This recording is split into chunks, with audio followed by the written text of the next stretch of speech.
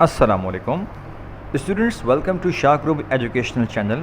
And today आज मेरा हमारा जो टॉपिक है वो फर्स्ट ईयर इंग्लिश की जो पोम है हमारे पास, the character of a happy life. इसके बेटा हमने MCQ सॉल्व करने हैं। So let's start. The first one is who soul is still dash for death. अच्छा क्लास बेटा, ये हम बात कर रहे हैं एक उस शख्स के बारे में जिसको डिस्क्राइब किया गया है हमें इस पोम में कि ये जो एक हैप्पी लाइफ गुजारने वाला जो शख्स होता है उसकी क्या क्या क्वालिटीज़ होती हैं।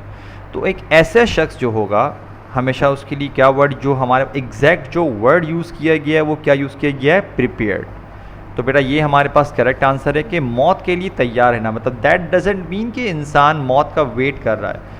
इट मीन्स कि हिज कॉन्शियस इज़ क्लियर, मतलब उसका जो ज़मीर है वो साफ़ है, उसको मतलब कि कोई उसने ऐसा काम नहीं किया जिसको उसको गिल्ट हो जिसकी वजह से। अगला है the man is happy because, कह रहे हैं कि जो ये वाला जो इंसान जिसको डिस्क्राइब किया गया वो खुश क्यों है। He expects heavenly reward, he spends life of virtue, he is ambitious, he is not ambitious. अच्छा देखो भाई, हमारे पास था सी और डी का तो कोई इतना सेंस बन नहीं पा रहा। अब दो हमारे पास हैं, ए वाले में लिखा हुआ है क्योंकि वो आखिरत में अच्छा एक्सपेक्ट करता है, और बी वाले में लिखा हुआ है क्योंकि वो अच्छी लाइफ गुजारता है। तो यहाँ पर क्या आएगा, ही स्पेंड्स लाइफ ऑफ वर्च्यू, क्योंकि बेटा हमारे पास आप अगर कंपैरिजन करोगे तब आपको आइडिया होगा कि हमारे पास इस वाली पोम का जो आंसर है वो ये वाला है, क्योंकि हेवनली रिवॉर्ड जो है ना आखिरत का, उसमें जिक्र नहीं किया गया इस पोम में। अगला है हमारे पास the character of happy life is written by. अब यहाँ हमारे पास बेटा पोइट के बारे में पूछा जा रहा है कि ये पोम किसने लिखी है। तो अगर हम अपने पास यानी कि देखें यहाँ पर सर विलियम, यानी कि विलियम वर्ड्सवर्थ हैं, सर वॉल्टर स्कॉट हैं, William Shakespeare, sir Henry Wotton. अच्छा भाई देखो हमारे पास अगर हम बात करें फर्स्ट ईयर की पोम में तो विलियम वर्ड्सवर्थ ने दो पोम लिखी हैं, वो है एक लूसी ग्रे और sonnet compose upon Westminster Bridge, यही लिखी हुई हैं। विलियम शेक्सपियर ने बेटा आपको ऑलरेडी बताया गया है हमारे पास कि जो अंडर द ग्रीनवुड ट्री है बेटा इन्होंने लिखी थी। तो ये वॉल्टर स्कॉट और हेनरी वॉटन में अक्सर स्टूडेंट्स कंफ्यूज होते हैं कि यार इन दोनों में से कौन सी है, बट बेटा हमारे पास कैरेक्टर ऑफ हैप्पी लाइफ की जो पोम लिखी गई है वो किसने लिखी है, सर हेनरी वॉटन ने लिखी है। ठीक। फोर्थ है whose dash are not his masters. Now class it means कि यहाँ पे हमसे पूछा जा रहा है कि बेसिकली जिस शख्स का यहाँ पे जिक्र किया गया है उनमें से इन चार ऑप्शन को किया गया है कि ये ना इसके मास्टर्स नहीं है, मतलब उसका कंट्रोल है। तो यहाँ पर जो वर्ड यूज़ किया गया था वो क्या था, पैशंस, मतलब whose passions are not his masters, कि ऐसा नहीं है कि जज्बात में बहकर वो सारे काम कर रहा है। वो बेसिकली बेटा हमको ये मैसेज देना चाह रहे थे कि you should always be in control of your emotions, हमेशा अपने कंट्रोल्स पर काबू रखिए। क्योंकि अक्सर लोग क्या करते हैं कि गुस्सा होगा, अगर गुस्सा उनको आ रहा होगा तो गुस्से में उल्टी सीधी बातें कह जाएंगे, बाद में उनको अफसोस होता है।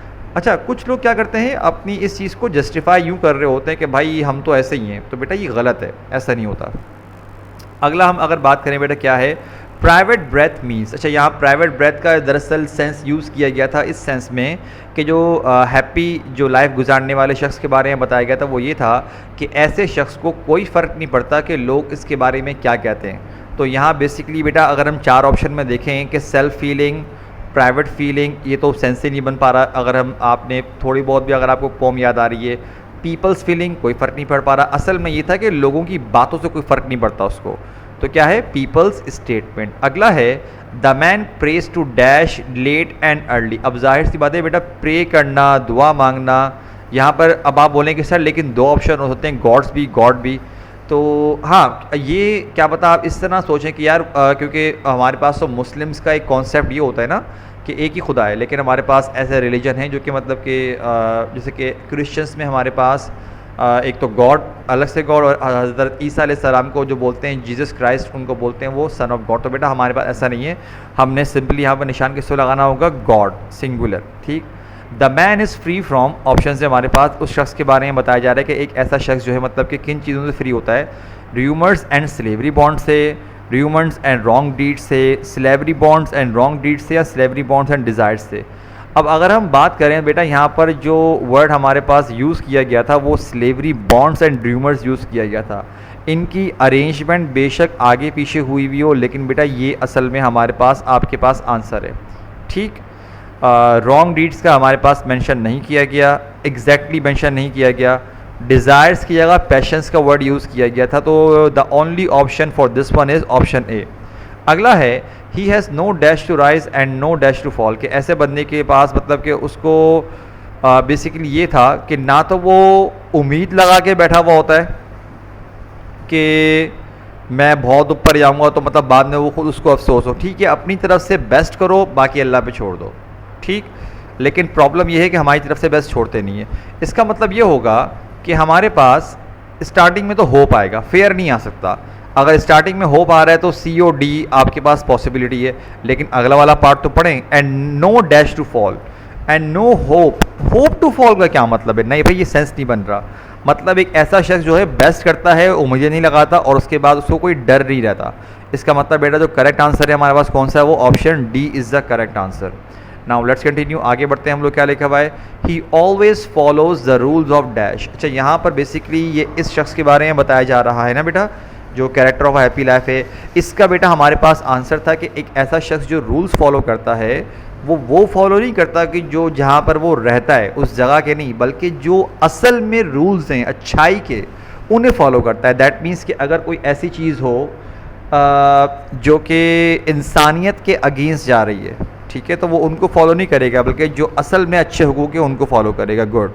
The poem the character of happy life is similar to, कि जो ये वाली पोम है कैरेक्टर ऑफ हैप्पी लाइफ, ये किसके सिमिलर है?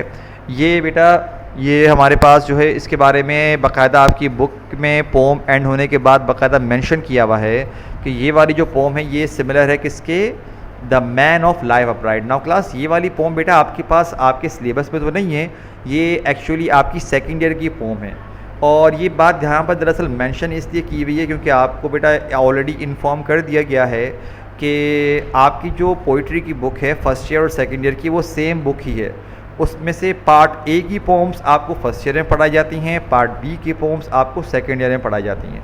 तो मैन ऑफ लाइफ अपराइट जो है बहुत सिमिलर है कैरेक्टर ऑफ हैप्पी लाइफ, थोड़ा सा डिफरेंस है उसके मैसेज में, लेकिन ये इंशाल्लाह आपको सेकेंड ईयर में पढ़ाई जाएगी।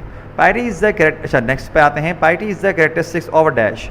अब बेटा जाहिर सी बात है, अगर हम बात करें तो हमारे पास टारगेटेड इसी की हम बात कर रहे हैं, happy man, character of a happy life, तो जाहिर सी बात है हमारे पास आंसर भी क्या होगा? अंडरस्टूड सी बात है। A happy man's passions are not his dash. अच्छा, ये हमने अभी इससे पहले ही पढ़ा है, बट उसको थोड़ा सा घुमा के दे दिया गया है। इसमें बेटा हमारे पास क्या आएगा? मास्टर्स, के एक अच्छा जो इंसान होगा जज्बात जो होंगे उसको कंट्रोल नहीं करेंगे, बल्कि वो जज्बात को कंट्रोल करेगा। देखो ना, आर नॉट, आर नहीं लिखा हुआ, आर नॉट लिखा हुआ है। ओके, नाउ नेक्स्ट वन जो हमारे पास लास्ट एमसीक्यूज आ रहा है वो क्या लिखा हुआ है? The spirit of the poem the character of happy life is deeply. कह रहे हैं कि हमें जो इसमें मैसेज दिया जा रहा है बेसिकली वो किस सेंस में दिया जा रहा है, किस तरह का दिया जा रहा है? तो बेटा वी डू नो कि इट्स अ रिलीजियस मैसेज।